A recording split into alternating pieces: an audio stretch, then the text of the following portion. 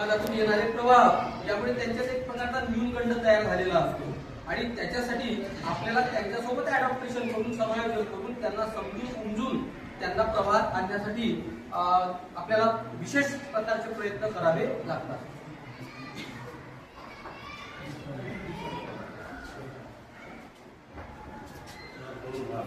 याच्यात दोन भाग आहे. पहिला भाग आहे सामान्य मुलांची शिकण्याची गती कशा पद्धतीने असतात. बहुतेक सामान्य मुलांची गती शिकण्याची गती समान आणि स्थिर असतात. आणि त्यानंतर दिव्यांग मुलांची गती शिकण्याची गती ही मुलांना जे दिव्यांग मुलांची गती आहे थोडी समतोल किंवा वेगळी असू शकते. तो भाग केलेला आहे.